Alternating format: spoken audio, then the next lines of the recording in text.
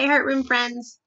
It was so nice to see all of you guys on Google Hangout this morning to read our story, The New Friend. And today we're going to pick up where we left off, The BFG by Roald Dahl. I don't have any puppet friends with me today because Zoe's outside playing right now. She just finished her schoolwork. But we're going to go on. And if you want to follow along with me, we're actually on page number 74. And if you remember, the giants are throwing around the poor BFG. So here we go. We're sort of about halfway through that page. The bone cruncher ran forward and caught the tumbling BFG and immediately swung up again. "Catch him, child chewer," he shouted. And so it went on. The giants were playing ball with the BFG, vying with each other to see who could throw him the highest. Sophie dug her nails into the sides of the pocket, trying to prevent herself from tumbling out when she was upside down. She felt as though she were in a barrel going over the Niagara Falls, and all the time there was the fearful danger that one of the giants would fail to catch the BFG, and he would go crashing to the ground. "Catch him, Meat Dripper! Catch him, Gizzard Gulper! Catch him, Mead Masher! Catch him, Blood Bottler! Catch him, catch him, catch him!" In the end, they got bored with this game. They dumped the poor BFG on the ground. He was dazed and shattered. They gave him a few kicks and shouted, "Run, you little runt! Let us see how fast he was galloping." The BFG ran. What else could he do? The giants picked up rocks and hurled them after him. He managed to dodge them. "Ready, little runt," they shouted. "Troggy little twit, shively little shrimp, mucky little midget." At last the BFG got clear of them all, and in another couple of minutes the pack of giants was out of sight over the horizon. Sophie popped her head up from the pocket. "I didn't like that," she said. "Phew," said the BFG. "Few and far between. They was in a nasty crutching mood today, was they not? I is sorry you was having such a whirligig time." "No worse than you," Sophie said. "Would they ever really hurt you?" "I isn't ever trusting them," the BFG said. "How do they actually catch the humans they eat?" Sophie asked. "They is usually just sticking an arm in through the bedroom window and snitching them from their beds," the BFG said. "Like you did to me?" "Ah, but I isn't eating you," the BFG said. "How else do they catch them?" Sophie asked. "Sometimes," the BFG said, "they is swimming up from the sea like fishes, with only their head showing above water, and then out comes a big hairy hand and grabbles someone off the beach." "Children as well?" "Often chidlers," the BFG said. "Little chidlers who is building sandcastles on the beach. That is who the swimmeling ones are after. Little childers is not so tough to eat as grandmammas, so says the child-chewing giant." As they talked, the BFG was galloping fast over the land. Sophie was standing straight up in his waistcoat pocket now and holding onto the edge with both hands. Her head and shoulders were in the open, and the wind was blowing in her hair. "How else do they catch people?" she asked. "All of them is having their own special ways of catching the human being," the BFG said. "The meat-dripping giant is preferring to pretend he is a big tree growing in the park. He is standing in the park in the dusky evening, and he is holding great big branches over his head, and there he is waiting until some happy families is coming to have a picnic under the spreading tree. The meat-dripping giant is watching them as they lay out their little picnic, but in the end it is the meat-dripper who is having the picnic." "It's too awful!" Sophie cried. "The gizzard-gulping giant is a city lover," the BFG went on. "The gizzard-gulper is lying high up between the roofs of houses in the big cities. He is lying there snugly as a sniggler and watching the human beings walking on the street below.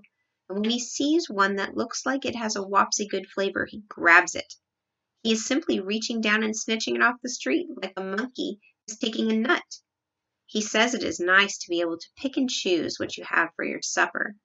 He says it is like choosing from a menu." "Don't people see him doing it?" Sophie asked.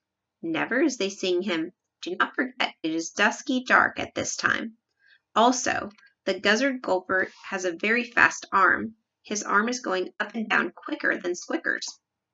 "But if all these people are disappearing every night, surely there is some sort of outcry," Sophie said. "The world is a whopping big place," the BFG said.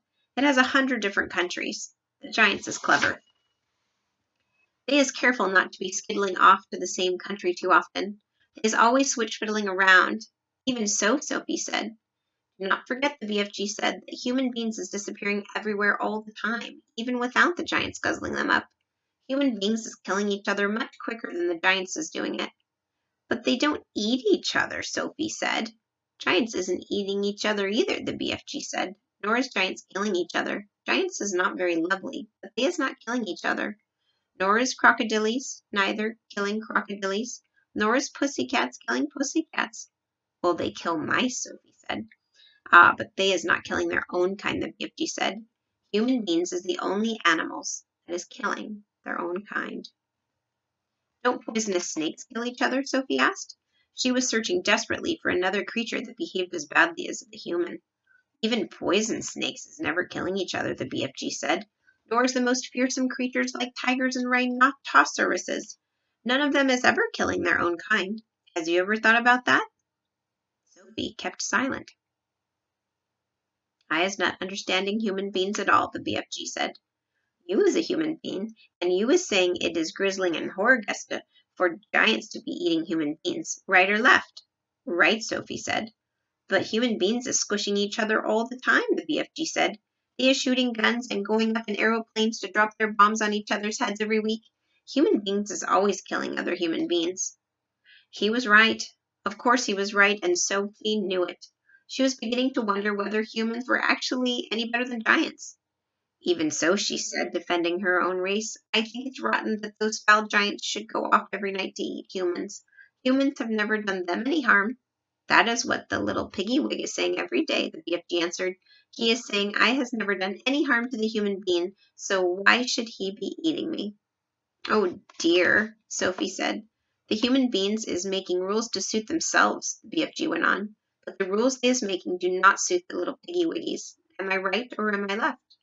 You're right, Sophie said. Giants is also making rules. Their rules is not suiting the human beings. Everybody is making his own rules to suit himself. But you don't like it that those beastly giants are eating human beings every night, do you? Sophie asked.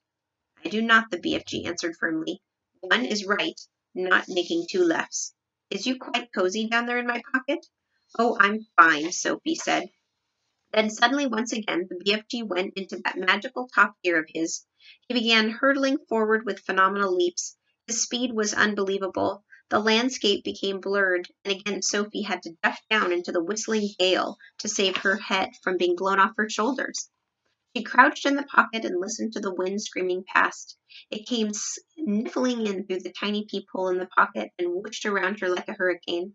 But this time the BFG didn't stay in top gear long. It seemed as though he had some barrier to cross, a vast mountain perhaps, or an ocean, or a great desert.